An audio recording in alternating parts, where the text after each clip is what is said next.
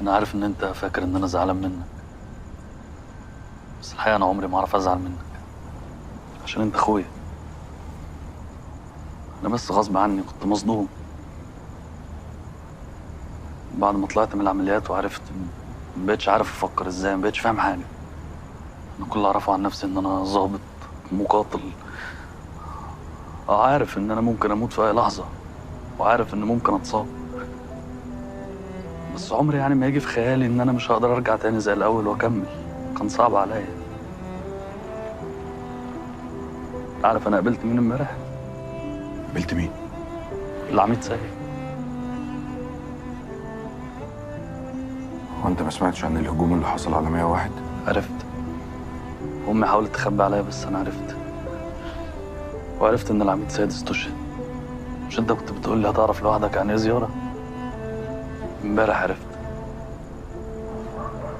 قابلت العميد سيد عند الشجره الكبيره اللي في اخر الشيخ زويد. اتكلمنا كتير. قال لي كلام ريحني، وصاني على بناته، وصاني عليك.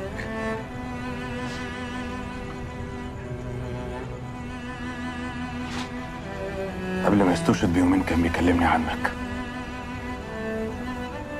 كان بيحبك يا اسلام. الله يرحمه ويحسن منه. الله يرحمه. احنا لبنانا كان ليه بقى؟ انا قلت لك طلعنا شم شويه هوا. صحيح الرجاله عاملين ايه؟ علي واسماعيل وخليفه وكله زي الفل كلهم الحمد لله، بيسلموا عليك. طب هتقوم لي معاك الزياره اللي جايه؟ ماشي. زوزو عامله ايه صحيح؟ من كام يوم كده بس خوفتنا عليها شويه، رحنا المستشفى بس اطمنا عليها الحمد لله زي الفل، ما فيهاش حاجه. خرجت يعني؟ خرجت الحمد لله.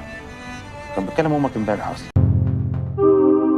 اشترك في باقات واتشت الشهرية بتبدأ من 14 جنيه و99 قرش، وباقات سنوية بتبدأ من 149 جنيه و99 قرش.